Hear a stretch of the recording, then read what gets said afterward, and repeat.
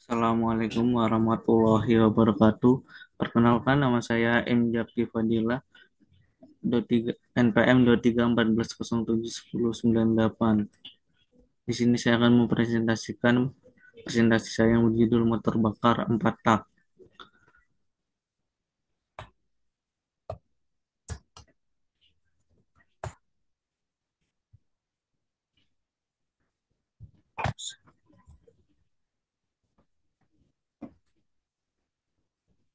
Yang pertama tujuannya adalah satu mengetahui apa itu motor bakar 4 tak. Yang kedua mengetahui cara kerja motor bakar 4 tak. Yang ketiga mengetahui cara perawatan motor bakar 4 tak. Nah, sama kita suka pengertian motor bakar. Nah, motor bakar itu sendiri adalah mesin atau pesawat yang menggunakan energi termal untuk melakukan kerja mekanik. Atau lebih disingkatnya lagi, adalah mesin yang mengubah energi kimia dari bahan bakar menjadi energi panas dan mengubahnya kembali untuk menjadi energi mekanik atau energi gerak. Nah, motor bakar ini sering digunakan untuk alat-alat atau pada mesin-mesin tertentu. Pengertian motor bakar 4 tak sendiri, kenapa disebut motor bakar 4 tak adalah karena sebuah mesin di mana untuk menghasilkan satu tenaga memerlukan 4 proses langkah. Makanya disebut motor bakar 4 tak. Nah, di sini saya akan sedikit menjelaskan komponen bagian-bagian dalam mesinnya. Yang pertama ada ini adalah katup masuk. Di sini ada katup buang. Ini adalah businya. Di sini ada saluran buang. Di sini adalah saluran masuknya. Ini disebut silinder. Ini adalah piston. Ini adalah poros engkolnya. Dan yang di sini ini adalah ruang bakarnya. Ini pena engkolnya dan ini batang toraknya. Nah, kenapa disebut batang? Di sini ada 4 langkah yang harus dilalui untuk menghasilkan satu naga. Yang pertama, langkah isap atau intake. Yang kedua, langkah kompresi. Yang ketiga, langkah pembakaran atau combustion. Yang keempat adalah langkah buang. Nah, untuk fungsinya sendiri, silinder ini tempat berlangsungnya proses siklus dari motor. Torak pistonnya itu untuk mengubah energi gerakan bolak-balik dan mengubah tenaga pembakaran menjadi energi mekanik. Nah, untuk pena tork atau batang torknya ini untuk menghubungkan batang piston dengan piston.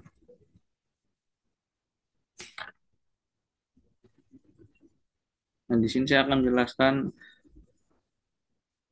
langkah-langkahnya supaya menghasilkan satu tenaga.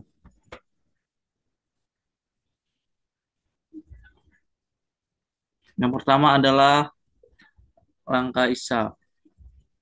Nah, ini katup masuknya dan ini katup buang. Piston berada dari TMA ke D. TMA itu adalah titik mati atas dan TMB itu titik mati bawah. Nah, katupnya masuk titik membuka untuk memasukkan bahan bakar masuk ke dalam silindernya. Nah, itu langkah untuk langkah isap. Yang kedua itu langkah kompresi. Pada langkah ini, piston bergerak dari titik mati bawah ke titik mati atas, dan kedua katup ini akan menutup. Dan udara atau bahan bakar yang ada dalam silinder ini ditempatkan dan dikompresi. Dan beberapa saat sebelum piston mencapai titik mati atas, busi akan memercikan bunga api untuk memulai pembakaran. Nah, yang ketiga adalah langkah pembakaran. Untuk langkah pembakaran, piston bergerak dari titik mati atas ke titik mati bawah. Pada saat itu terjadi ledakan, seperti ledakan atau percikan dari silinder ini, sehingga piston terdorong dan menghasilkan energi mekanik dan kedua katup ini akan menutup. Nah, yang langkah keempat ini adalah langkah buang. Nah, langkah buang ini adalah langkah terakhir dari proses motor bakar empat tak atau empat langkah. Nah, dari titik mati bawah ke titik mati atas, katup katup buang ini akan membuka dan gas sisa pembakaran dari silinder ini akan keluar menuju exhaust atau knalpot, sehingga kita lihat di knalpot itu akan mengeluarkan asap. Nah, asap itu adalah sisa pembakaran dari proses atau langkah-langkah tadi. Nah, di sini ada beberapa cara perawatan terbakar empat tak supaya bisa digunakan dengan baik. Nah, yang pertama, periksa busi. Nah, busi sangat vital dalam motor bakar empat tak ini karena untuk prosesnya tadi saya jelaskan busi untuk memercikan api supaya proses pembakaran bisa terjadi. Jika tidak ada api tersebut, maka proses pembakarannya tidak berjalan dan mesin motor mungkin akan mati. Yang kedua adalah cek filter karburator jika mesin motor tersebut menggunakan karburator atau motor lain yang menggunakan injeksi, mungkin juga diperiksa kebersihan injeksinya. Nah, karburator atau dan menggunakan injeksi itu sangat penting untuk memastikan kebersihan bahan bakarnya supaya bahan bakar yang masuk itu adalah bahan bakar yang dicampur dengan apapun supaya mesinnya tidak cepat rusak. Nah, yang ketiga itu periksa setelan rantai dan gear. Nah, rantai dan gear itu adalah menghubung antara dari piston tadi dengan ban belakang supaya energi mekanisnya dapat menggerakkan roda ban. Nah, yang keempat itu membersihkan karburator. Karburator harus rutin dibersihkan sama dengan filter karburatornya supaya untuk menjaga kinerjanya. Nah, yang kelima itu kondisi aki. Kenapa aki sangat penting? Karena aki itu salah satu cara untuk menstarter motor jika itu motor Beat atau motor Mio membutuhkan aki untuk menghidupkan mesin motornya. Dan mungkin kalau akinya tidak bisa, itu tidak bisa distarter atau diengkol, kita harus menjaga akinya. Mungkin kalau motornya bisa hidup, bisa diengkol. Tapi untuk motor Mio sendiri tidak bisa diengkol ya. Kalau akinya tidak ada dayanya, empat tak.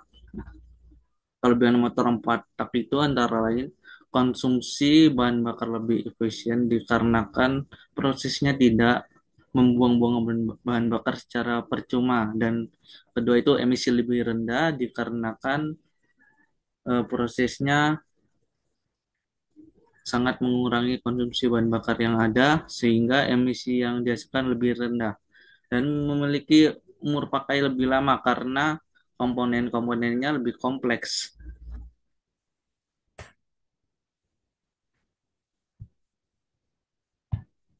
Nah, selanjutnya ada kekurangan motor 4 tak, yaitu kekurangan yang pertama harganya mahal,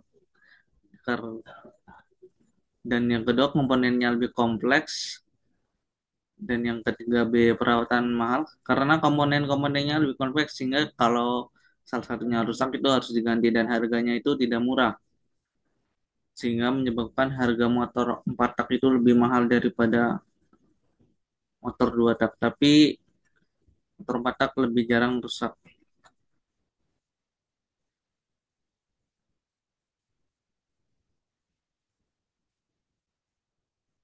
Nah, itu saja presentasi dari saya. Selebihnya bisa dicari dengan semua sumber informasi yang sesuai. Bila ada kekurangan, saya mohon maaf. Dan kepada Allah, saya mohon ampun. Itu saja saya akhiri. Wassalamualaikum warahmatullahi wabarakatuh.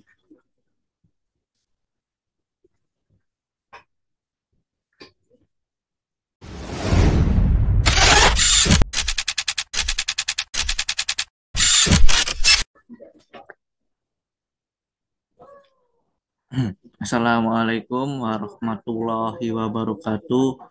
Perkenalkan, nama saya M. Jakri Fadila, NPM 2314071098 dari kelas TIP C. Dan di sini saya akan mempresentasikan presentasi saya yang berjudul motor bakar dua tak.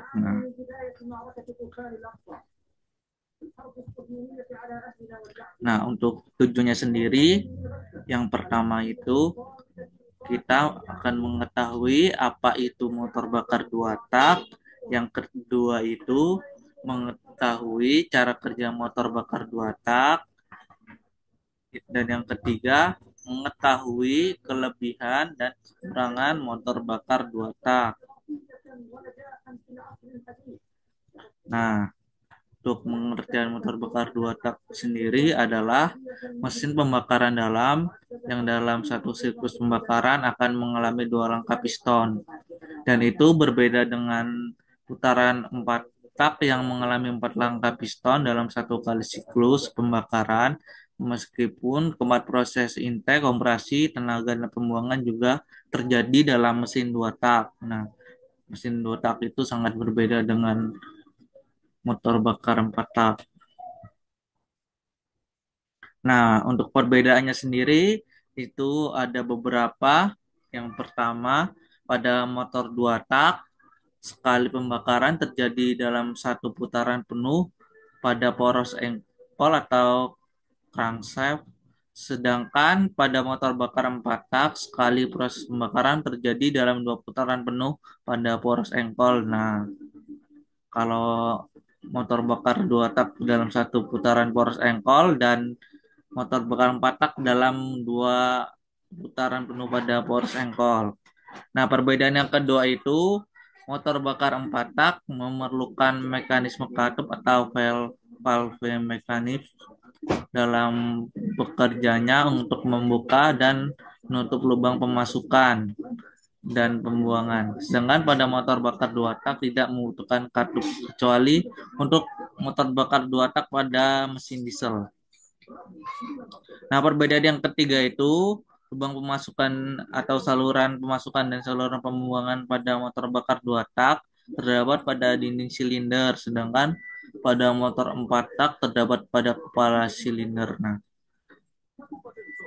Nah, itu bedanya pada motor dua tak, saluran pembuangan dan pemasukannya pada dinding silinder, sedangkan pada motor empat tak itu pada kepala silinder. Nah, perbedaan yang keempat itu motor empat tak tidak memerlukan oli samping, sedangkan motor bakar dua tak itu memerlukan oli samping. Nah, cara kerja motor bakar dua tak itu dibagi dua, yaitu piston bergerak dari titik mati atas ke titik mati bawah, dan langkah yang kedua itu piston bergerak dari titik mati bawah ke titik atas. Nah, ini untuk komponen-komponennya sendiri, ini adalah busi, ini ruang bangkar, ini poros engkol, ini ini batang penghubung, ini saluran masuk, ini saluran buang, ini ruang bakarnya, dan ini kepala pistonnya. Nah, untuk cara kerja pada langkah yang pertama ini, yang pertama saat bergerak dari titik mati atas ke titik mati bawah, piston akan menekan ruang bilas yang berada di bawahnya. Semakin jauh piston meninggalkan titik mati atas menuju titik mati bawah, akan semakin pula meningkat tekanannya. Nah, pada titik tertentu, piston atau ring piston akan melewati lubang pembuangan ini dan lubang pembuangan masuk dan lubang pembuangan keluar. Posisi masing-masing lubang tergantung dari desain perancang. Nah, setiap desain itu pasti berbeda-beda. Dan pada umumnya ring piston akan melewati lubang pembuangan terlebih dahulu sebelum lubang pemasukan. Nah, pada saat ring piston melalui lubang pembuangan, gas di dalam ruang bakar akan melalui lubang pembuangan. Nah, pada saat ring piston melewati lubang pemasukan, gas gas yang tertekan di dalam ruang bilas akan terpompa masuk ke dalam ruang bakar. Mobil sini terpompa masuk ke ruang bakar ini sekaligus mendorong keluar gas yang ada di dalam ruang bakar menuju saluran pembuangan ini. Nah, piston akan terus menekan ruang bilas sampai titik mati bawah sekaligus memompa gas dalam ruang bilas ke saluran pembuangan memompa ruang bilas menuju ke ruang bakar. Nah, langkah yang kedua itu dari titik mati bawah ke titik mati atas, piston akan menghisap gas hasil pencampuran udara, bahan bakar, dan pelumas atau oli samping ke dalam ruang bilas. Dan pencampuran ini dilakukan oleh karburator atau sistem injeksi. Nah, pada saat melewati lubang pemasukan dan lubang saluran masuk atau saluran buang, piston akan mengkompresi gas yang terjebak di dalam ruang bakar. Nah, piston akan terus mengkompresi gas dalam ruang bakar sampai piston bergerak ke titik mati atas. Nah, beberapa saat sebelum piston bergerak ke titik mati atas, pada mesin bensin busi akan menyala, sedangkan pada mesin diesel akan akan mengkompresi bahan bakar sehingga terjadi pembakaran untuk membakar gas dalam ruang bakar. Waktu nyala busi atau penyuntikan bahan bakar tidak terjadi sampai piston ke titik mati atas ini, melainkan terjadi pada saat sebelumnya. Ini dimaksudkan agar puncak tekanan akibat pembakaran dalam ruang bakar bisa terjadi saat piston mulai bergerak dari titik mati atas ke titik mati bawah. Karena proses pembakaran membutuhkan waktu untuk bisa membuat gas terbakar dengan sempurna oleh nyala api busi atau dengan kompresi suntikan bahan bakar pada mesin diesel. Nah, itu tenaga kerjanya. Dan untuk kelebihan motor dua tak sendiri itu yang pertama yang pertama hasil tenaganya lebih besar dibanding mesin empat tak. Hal itu dikarenakan mesin dua tak itu lebih cepat. Kalau mesin empat tak butuh 4 langkah, mesin dua tak hanya 2 langkah. Nah, kelebihan yang kedua itu mesin dua tak lebih kecil dan ringan dibanding mesin empat tak. Hari ini dikarenakan komponennya yang lebih sedikit dari motor bakar empat tak. Nah, yang kelebihan yang ketiga itu mesin dua tak lebih murah biaya produksinya karena konstruksinya yang sederhana. Nah, untuk kekurangan motor bakar dua tak itu yang pertama efisiensi efisiensi bahan bakar mesin dua tak lebih rendah dibandingkan mesin empat tak atau mesin motor bakar dua tak itu lebih boros daripada motor bakar empat tak. Karena kan ada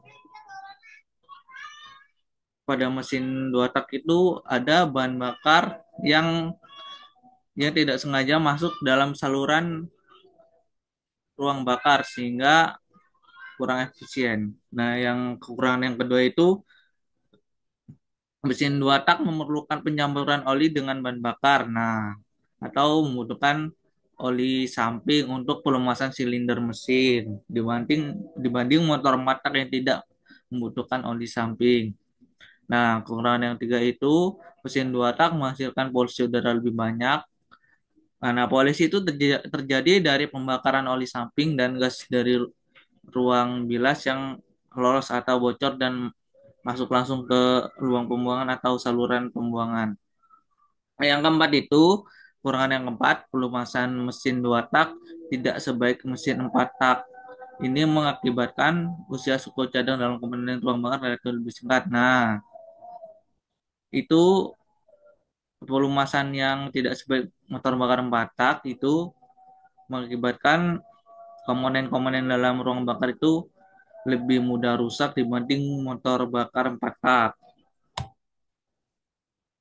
Nah, untuk aplikasi motor bakar dua tak itu yang pertama pada mesin sepeda motor, pada mesin mobil, pada mesin gergaji, dan pada mesin potong rumput dan mesin-mesin lainnya. Nah, terima kasih. Ini sekian presentasi dari saya.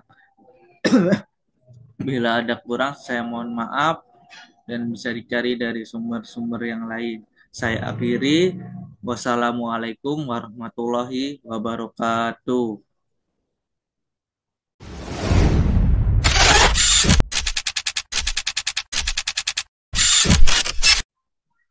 Assalamualaikum warahmatullahi wabarakatuh. Perkenalkan, nama saya M. Jaki Fadilah, NPM 2314071098 dari kelas TPC. Di sini saya akan mempresentasikan presentasi saya yang berjudul motor bakar 4 tak diesel.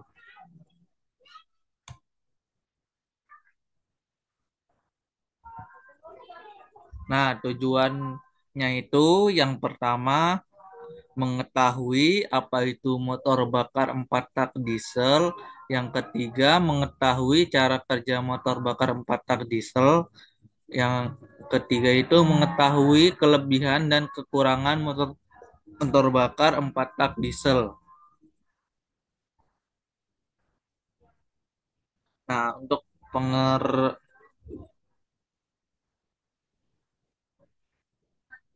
pengertiannya sendiri, motor bakar diesel disebut juga dengan mesin diesel atau mesin pemicu kompresi adalah motor bakar pembakaran dalam yang menggunakan panas kompresi untuk menciptakan penyalaan dan membakar bahan bakar yang telah diinjeksikan ke dalam bahan bakar. Mesin ini tidak menggunakan mesin seperti mesin bensin atau mesin gas.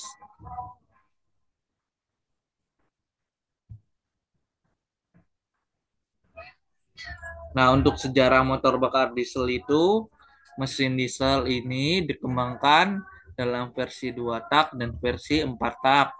Mesin ini awalnya digunakan sebagai pengganti mesin uap sejak tahun 1910-an. Mesin ini mulai digunakan untuk kapal dan kapal selam, kemudian diikuti lokomotif, truk, pembangkit listrik, dan peralatan berat lainnya. Pada tahun 1930-an, mesin diesel mulai digunakan untuk mobil. Sejak saat itu, penggunaan mesin diesel terus meningkat dan menurut British Society of Motor Manufacturing and Trades, 50% dari mobil yang baru atau mobil yang dibuat yang terjual di Uni, di Uni Eropa atau sekitarnya adalah mobil bermesin diesel. Bahkan di negara Prancis mencapai 70%.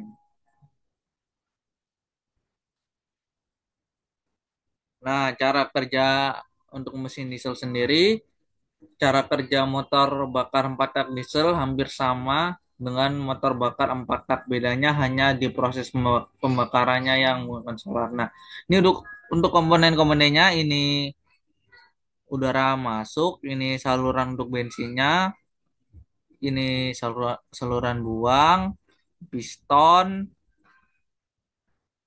pala,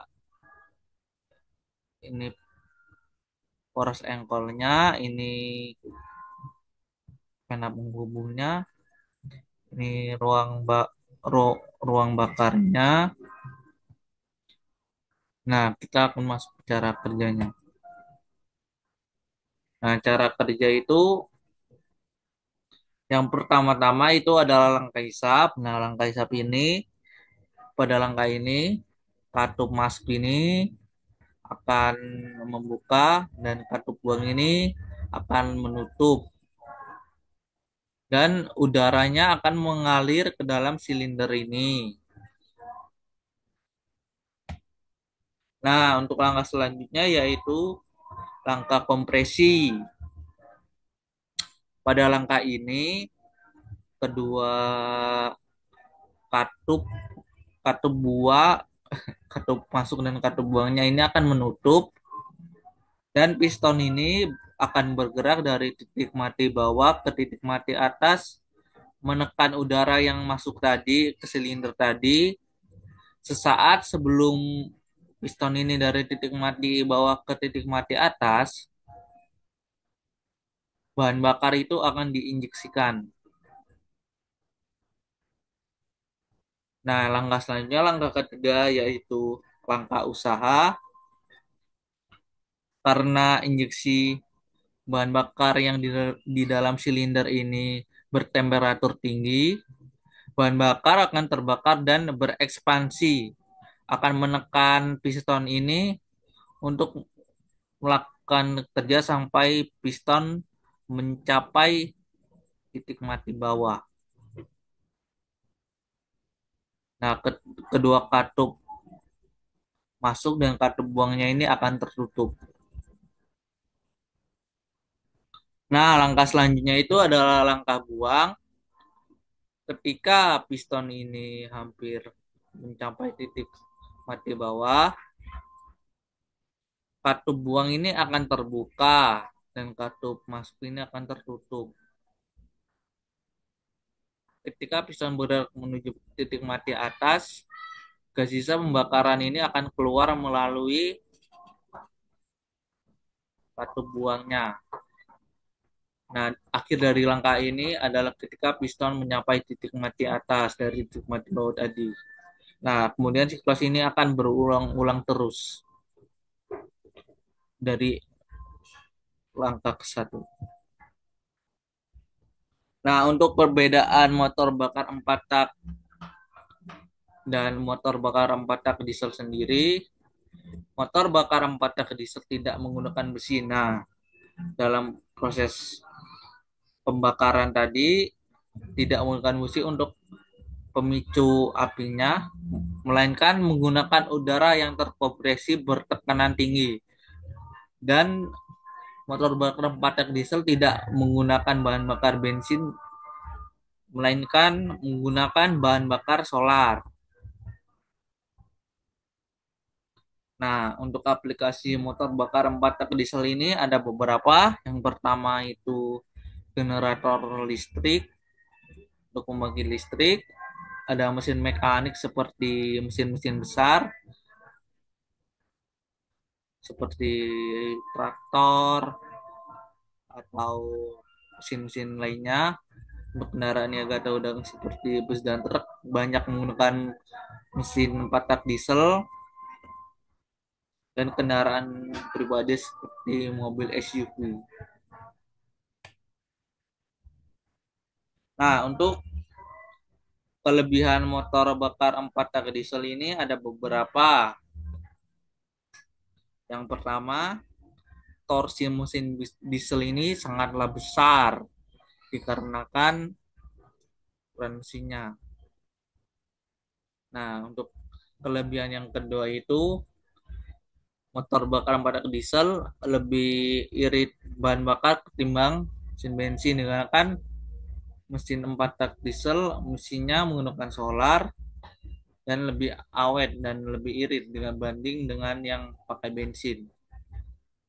Dan yang ketiga itu ketika ada banjir mesin ketika ketika ketika ada banjir mesin motor bakar 4 tak diesel tidak terlalu khawatir karena komponennya listrikannya terlalu sedikit sehingga air yang masuk itu tidak akan terlalu mempengaruhi kinerja mesin pada motor 4 tak diesel. Nah, yang kelebihan yang keempat itu usia mesinnya lebih tahan lama ketimbang mesin 4 tak biasa atau bensin jika sama-sama dirawat dengan baik. Nah, itu selanjutnya ada kekurangan motor bakar 4 tak diesel. Nah, kekurangannya itu ada beberapa. Yang pertama, suaranya mesin 4 tak diesel ini tidak sehalus mesin bensin seperti kita sering mendengar mobil-mobil Fuso, truk. Nah, itu suaranya kurang enak didengar. Nah, untuk kekurangan yang kedua, tenaga di putaran atas kurang memadai. Nah, saat tanjakan biasanya mesin seperti kendaraan seperti truk yang menggunakan mesin motor bakar 4 tak diesel ini agak kurang lambat dan lambat. Nah, untuk kekurangan yang ketiga itu harga spare partnya yang lebih mahal karena bahan-bahan yang digunakan komponen pada motor bakar 4 tak diesel ini kualitasnya lebih tinggi dibanding kualitas pada komponen-komponen motor bakar 4 tak bensin. Nah, untuk kekurangan yang keempat ini saat menanjak itu mudah kehabisan napas. Nah, itu kita sering lihat pada motor mobil truk atau mobil Fuso atau mobil tangki saat menanjak ini sering tiba-tiba berhenti mesinnya.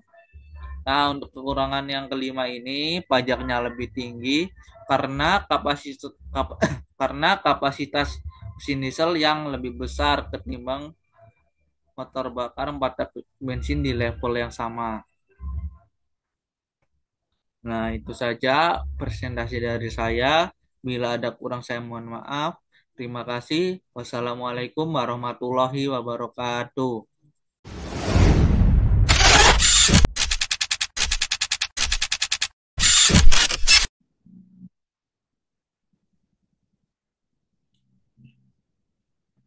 Assalamualaikum warahmatullahi wabarakatuh. Sebelumnya izin memperkenalkan diri, nama saya Inyaki Fadila, NPM 2314071098 dari kelas TEP C. Nah, di sini saya akan mempresentasikan presentasi saya yang berjudul Sistem Penyaluran Bahan Bakar.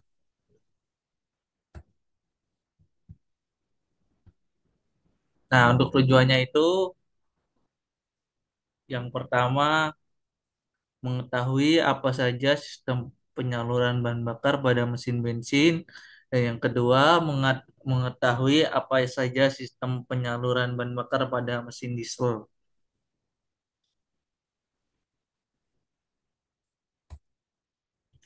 Nah, untuk sistem penyaluran bahan bakar pada bensin itu ada dua.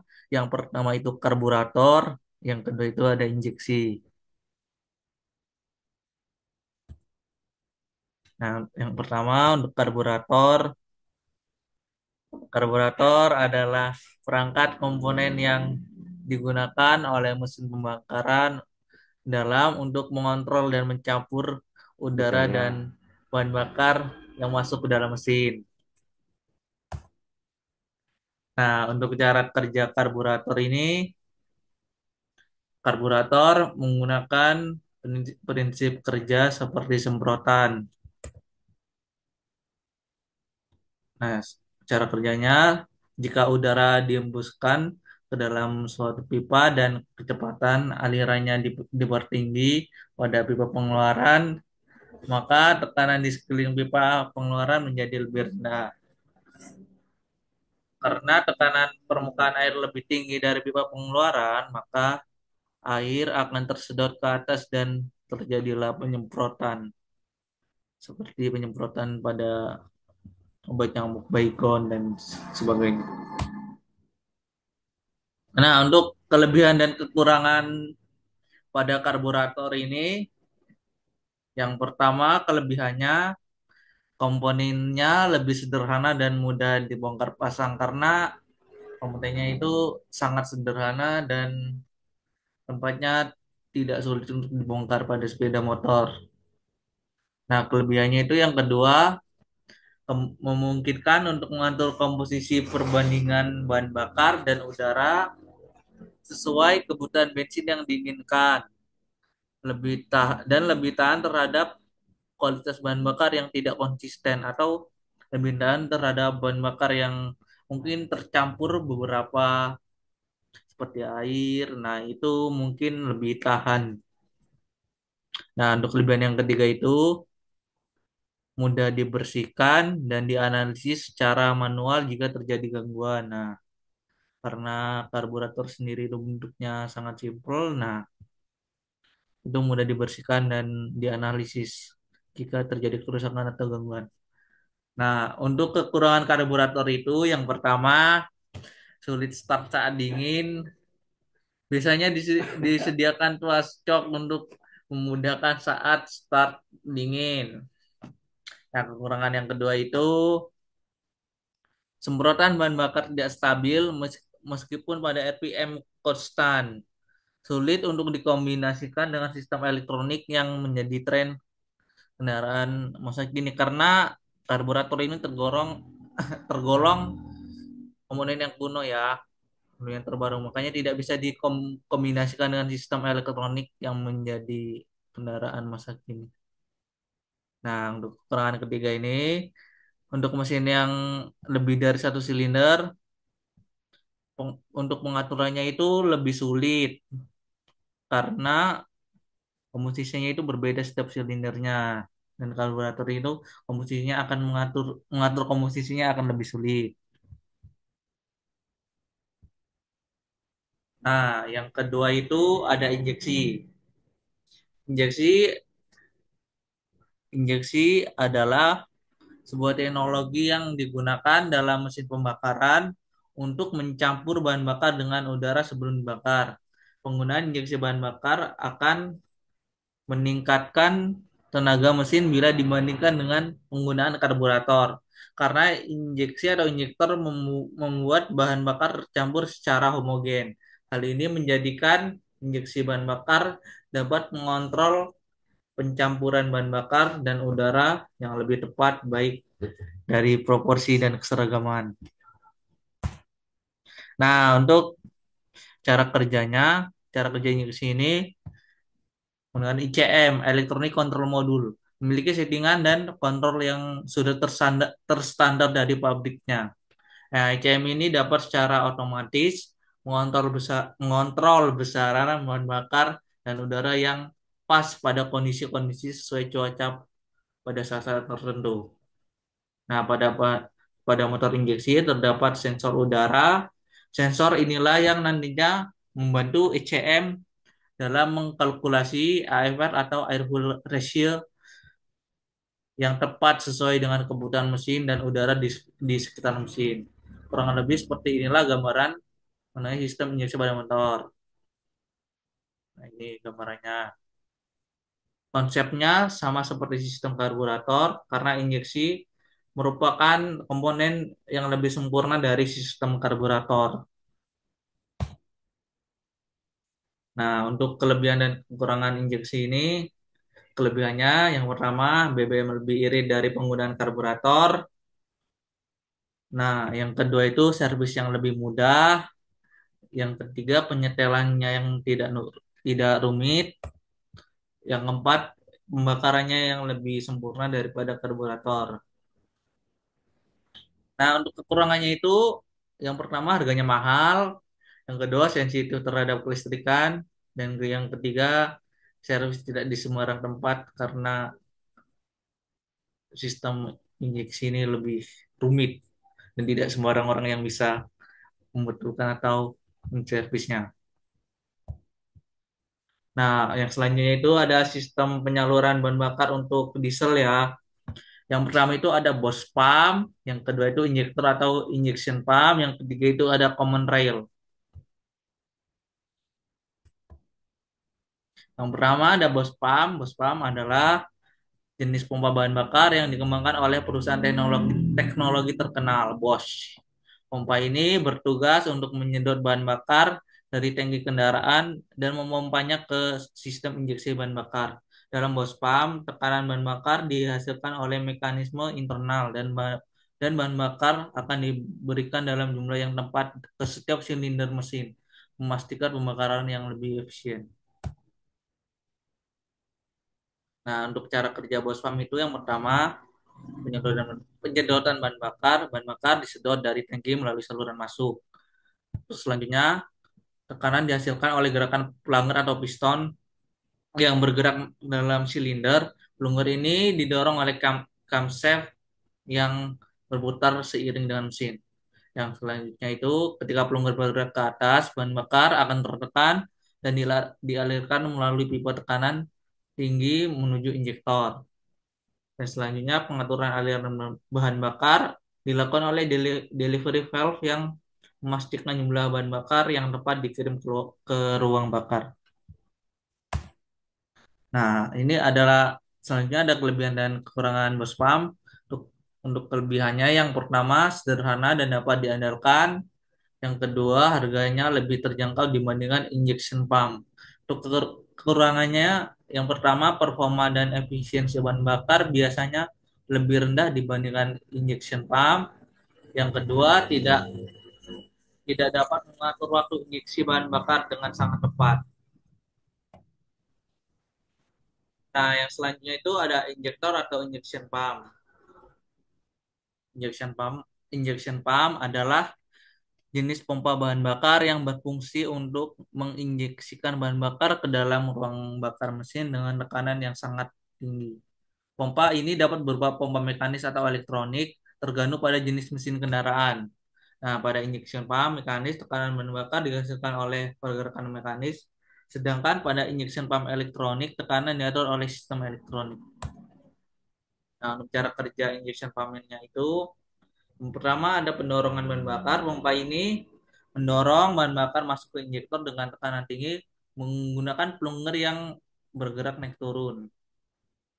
Selanjutnya tekanan diatur oleh governor yang menyesuaikan jumlah bahan bakar berdasarkan kebutuhan mesin. Dan selanjutnya ketika plunger bergerak ke atas, ia membuka saluran keluar, memungkinkan bahan bakar disemprotkan melalui nozzle ke dalam ruang pembakaran. Nah, selanjutnya mekanisme kontrol pada injection pump memungkinkan penyesuaian jumlah bahan bakar yang diinjeksikan sesuai dengan beban mesin.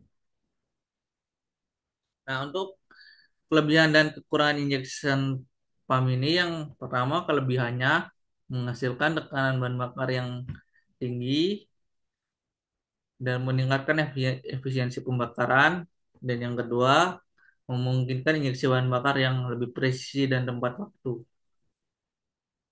Dan untuk kekurangannya, komponennya lebih kompleks dan mahal dibandingkan dengan bos pump. Dan kekurangan yang kedua, memerlukan perawatan dan tuning yang lebih cermat. Nah, untuk yang ketiga ini ada common rail. Common rail adalah sistem injeksi bahan bakar pada mesin diesel yang menggunakan tekanan tinggi yang konsisten untuk mengarahkan bahan bakar kepada mesin pembakaran atau injektor agar lebih efektif dan ramah lingkungan, tetapi tenaga yang dihasilkan tetap lebih besar. Nah, untuk cara kerja common rail ini, bahan bakar dihisap dari tangki oleh pompa supply dan kemudian dipompa ke dalam pompa tekanan tinggi. Pompa tekanan tinggi meningkatkan tekanan bahan bakar hingga mencapai level yang diperlukan untuk injeksi. Nah, setelah menyimpan tekanan tinggi, bahan bakar disimpan dalam rail atau akumulator yang berfungsi sebagai reservoir, memungkinkan penyediaan bahan bakar dengan tekanan konstan dan dibutuhkan. Dan selanjutnya, ketika mesin membutuhkan bahan bakar, ADC mengontrol injektor atau membuka katupnya. Dengan sistem ini, injektor dapat menyemprotkan bahan bakar ke dalam ruang bakar dengan waktu yang jumlahnya sangat presisi. Sistem ini memungkinkan beberapa kali injeksi dalam satu siklus pembakaran yang meningkatkan efisiensi pembakaran dan mengurangi emisi gas buang. Dan selanjutnya, bahan bakar yang disemprotkan kemudian terbakar di dalam ruang bakar menghasilkan tenaga yang menggerakkan mesin. Nah, untuk kelebihan dan kekurangan common rail, untuk kelebihannya pengaturan kapasitas bahan bakar yang disemprotkan dan pengaturan saat penyemprotan atau timing lebih presisi dan tepat, efisiensi meningkat, kebisingan menurun, emisi gas buang menurun, putaran dapat lebih tinggi sehingga untuk daya yang sama mesin menjadi lebih kecil, dan tekanan penyemprotan tidak terpengaruh putaran mesin. Dan untuk kekurangannya, teknologi yang tinggi sehingga memerlukan keahlian dan skill yang lebih tinggi untuk merawat atau perbaikan dan harus menggunakan peralatan yang memadai, harga yang lebih mahal dan sensitif terhadap kualitas bahan bakar. Jadi bahan bakar harus berkualitas tinggi, harus menggunakan premium atau solar. Nah, itu saja presentasi dari saya. Jika kekurangan ada mohon maaf, saya mohon maaf. Saya akhiri. Wassalamualaikum warahmatullahi wabarakatuh.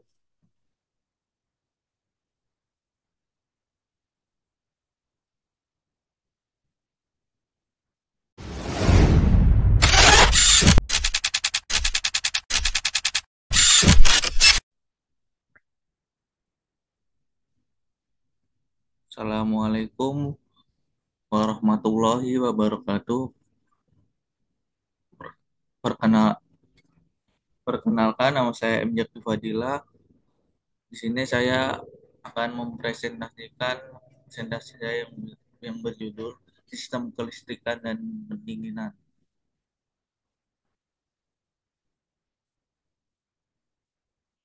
Handphone saya 2314071198 dari kelas TIP C.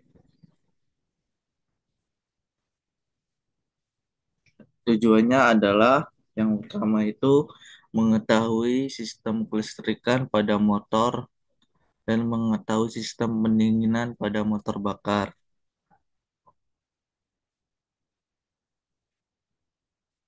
Yang pertama kita masuk ke sistem kelistrikan ya teman-teman.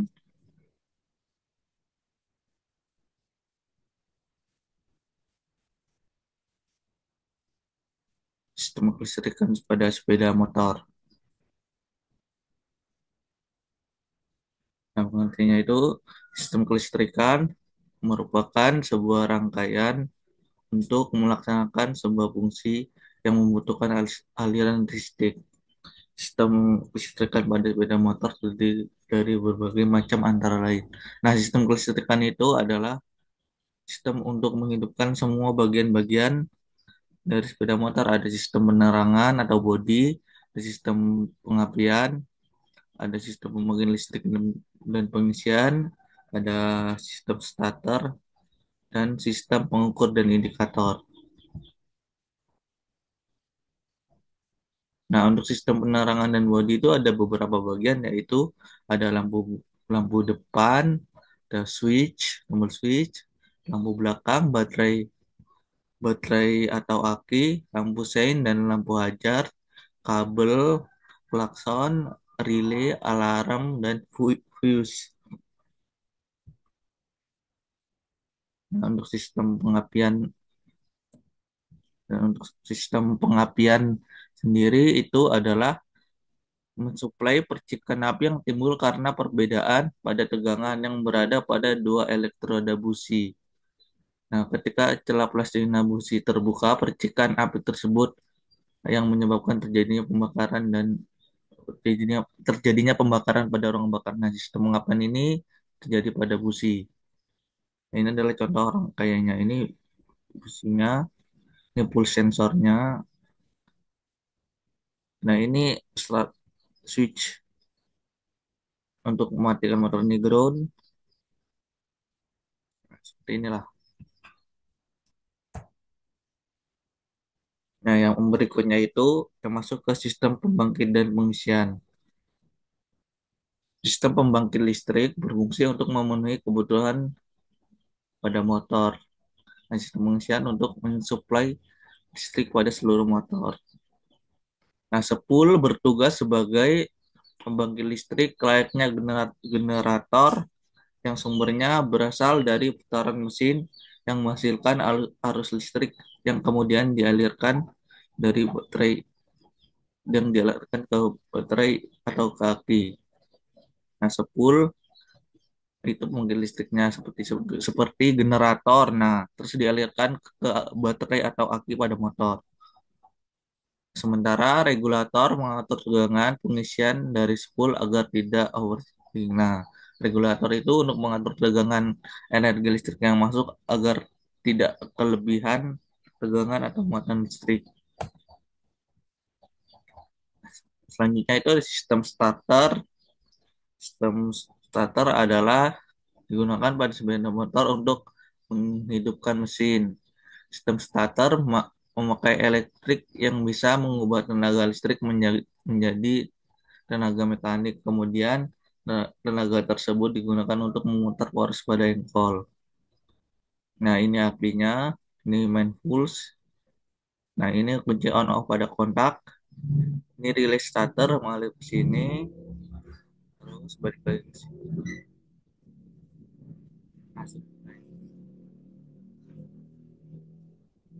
Selanjutnya itu ada sistem pengukuran dan indikator.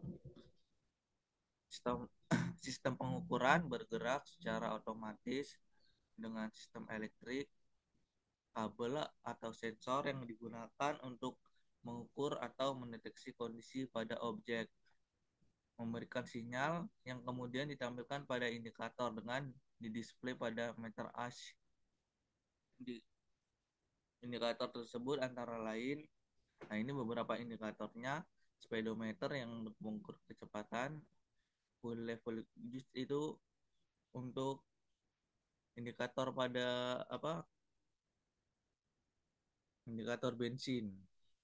Nah, indikator lampu sen itu yang hijau itu lampu sen jauh, indikator cek engine, tachometer, dan jarak tempuh kendaraan.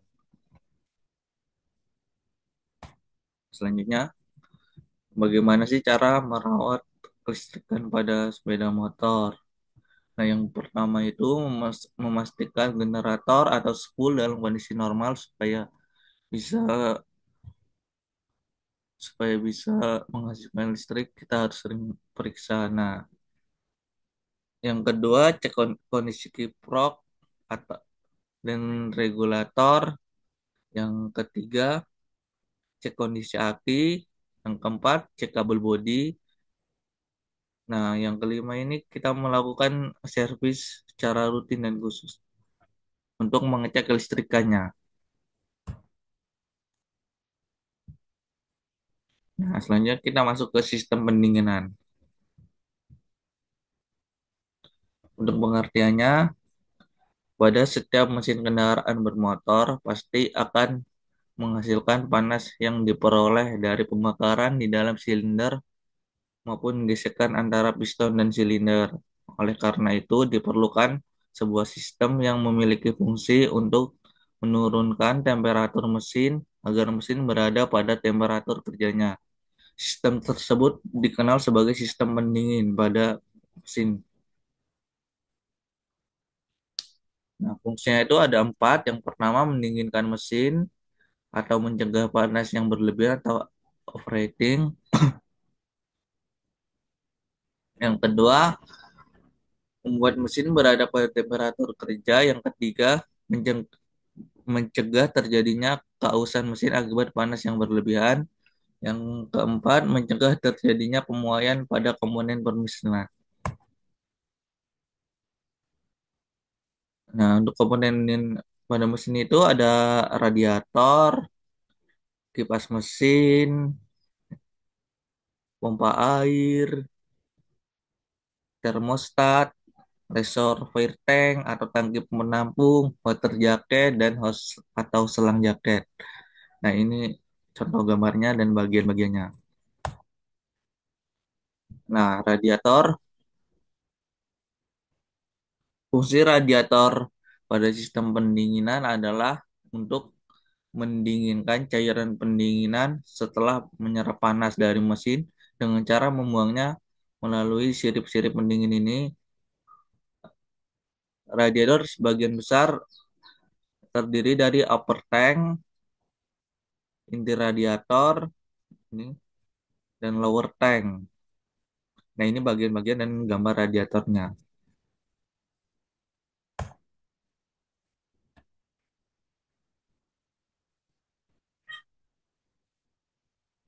Nah, untuk cara perawatan radiatornya itu, pertama cek air radiator, menambah air saat mesin panas. Pada kondisi darurat, dengan kondisi mesin panas, kita dapat memeriksa dan menambah air radiator dengan cara berikut ini. Pertama-tama itu biarkan mesin dalam keadaan hidup. Yang kedua, buka tutup mesin. Yang ketiga, mengambil kain atau lap, basahkan dengan air, kemudian putar tutup radiator. Yang keempat, perlahan-lahan hingga udara panas dalam radiator mengalir keluar. Yang kelima, biarkan air keluar dari tekanan radiator hingga berhenti. Terus buka tutup radiator, tambahkan air ke dalam radiator sampai penuh, injak pedal gas, dan tambahkan air kembali ke dalam radiator. Dan tutup kembali tutup radiator. Ini adalah cara mengganti air radiator ya teman-teman. Nah, apa yang terjadi jika karburator kurangan air radiator kurangan air? Pertama itu mesin mudah panas dan terjadi overheating pada mesin. Terima kasih, itu saja presentasi dari saya tentang kelistrikan dan pendinginan. Kurang lebihnya saya mohon maaf, saya akhiri. Assalamualaikum warahmatullahi wabarakatuh.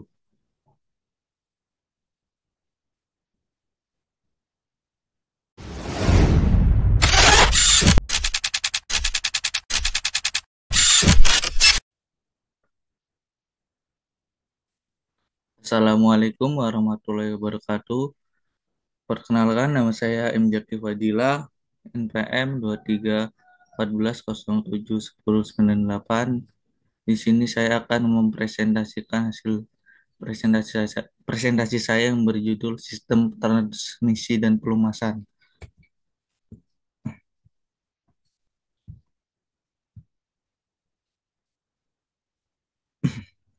Tujuannya itu yang pertama mengetahui sistem transmisi motor bakar, yang kedua itu mengetahui sistem pelumasan motor bakar.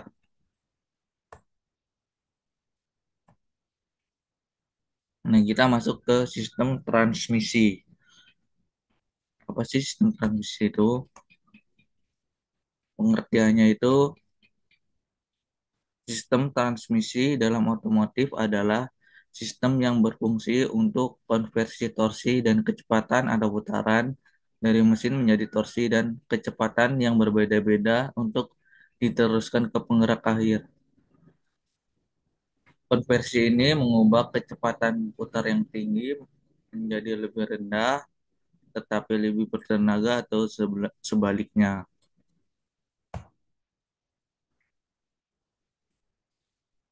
Selanjutnya itu ada fungsi transmisi itu yang pertama meneruskan tenaga atau putaran mesin dari kopling ke poros propeller. Yang kedua, merubah momen yang dihasilkan mesin sesuai dengan kebutuhan atau beban mesin dan kondisi jalan. Yang ketiga, merubah momen yang dihasilkan mesin sesuai dengan kebutuhan.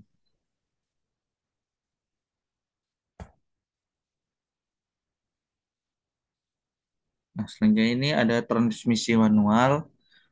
Transmisi manual adalah sistem transmisi otomotif yang memerlukan pengemudi sendiri untuk menekan atau menarik seperti pada sepeda motor atau menginjak kopling seperti pada mobil dan menukar gigi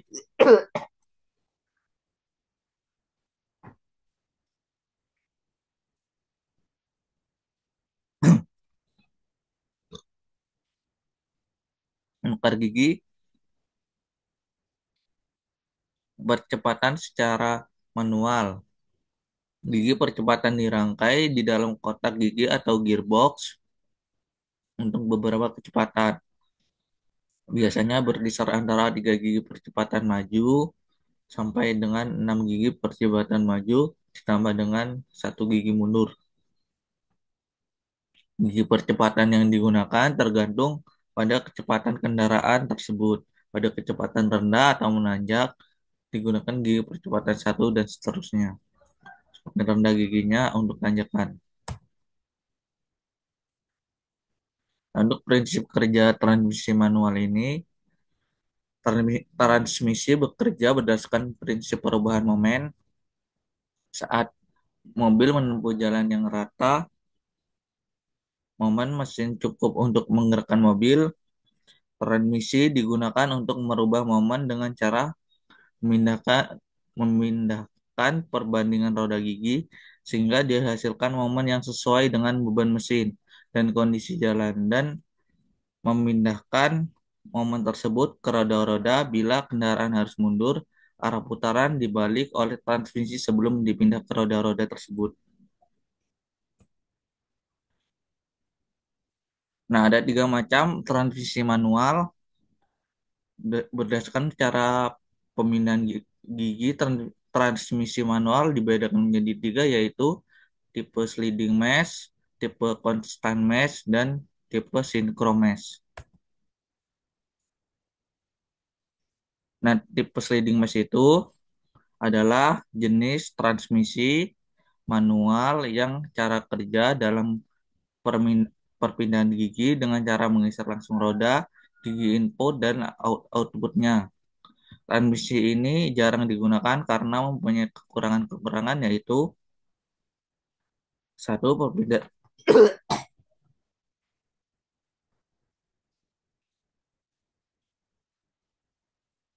perpindahan gigi tidak dapat dilakukan secara langsung, memerlukan waktu beberapa saat untuk melakukan perpindahan gigi.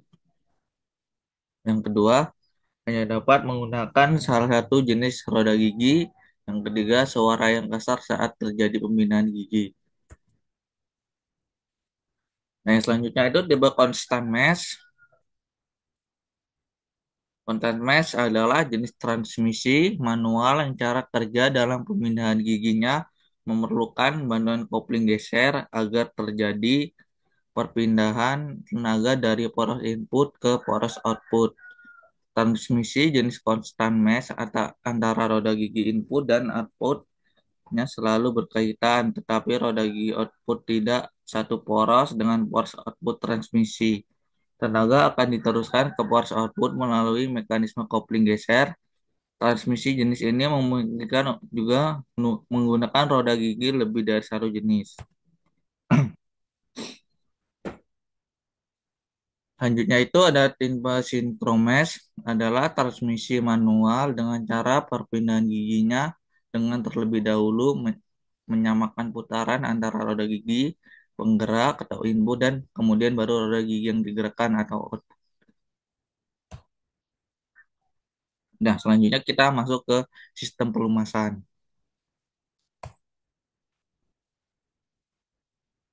Nah, fungsi sistem pelumasan itu tujuan utama dari sistem pelumasan setiap peralatan mekanis adalah untuk melenyapkan geseran, kausan, dan kehilangan daya. Mesin terdiri dari bagian-bagian logam atau metal parts yang bergerak. Beberapa di antaranya adalah ada yang berhubung langsung secara dengan yang lain, termasuk power sengkol, batang torak, mekanisme katup, dan masih banyak yang lainnya. Nah, fungsi pelumasi itu atau oli itu pertama menghindari kontak langsung antara dua bagian yang saling bergeseran. Yang kedua itu sealer atau sebagai perapat antara piston dengan dinding silinder. Yang ketiga pelindung atau mencegah karat. Yang keempat peredam suara mesin. Kelima pendingin dan pembersih. Cara kerja sistem pelumas itu, oli diangkat dari bak oli atau starter oleh suatu sedotan dari pompa oli yang digerakkan oleh perputaran roda gigi yang dihubungkan dengan perputaran bor sengkol melalui pipa isap dari pompa oli, disalurkan melalui pipa pembagi, kemudian dialirkan ke suatu media pendinginan yang berupa pipa penunjang melingkar 1,5 lingkar dengan dinding bersirip untuk memperluas permukaan pipa sehingga proses pendinginan lebih lancar dari udara sekitarnya, atau berupa radiator oli atau tanpa kedua sistem pendinginan tersebut, tergantung dari kapasitas mesin. Sistem pelumasan itu untuk pada motor 4 tak, sistem pelumasan kering dan sistem pelumasan basah. Pada motor 2 tak, pelumasan gigi transmisi dan rong engkol terpisah.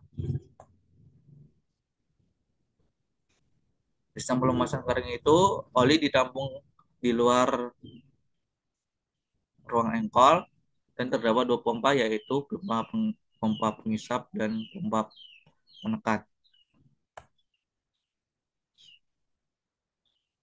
Nah, sistem pelumasan basah itu oli ditampung di dalam ruang engkol ini. Terdapat satu pompa oli yang berfungsi. Pompanya ada satu mengalirkan ke poros engkol, gigi poros snelling, poros knock, dan rantai mesin. Nah,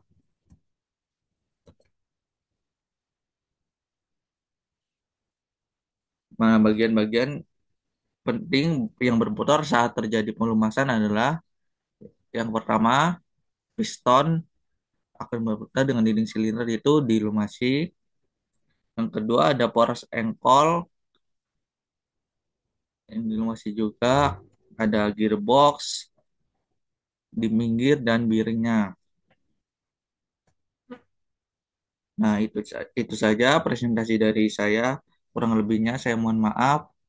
Saya akhiri. Wassalamualaikum warahmatullahi wabarakatuh.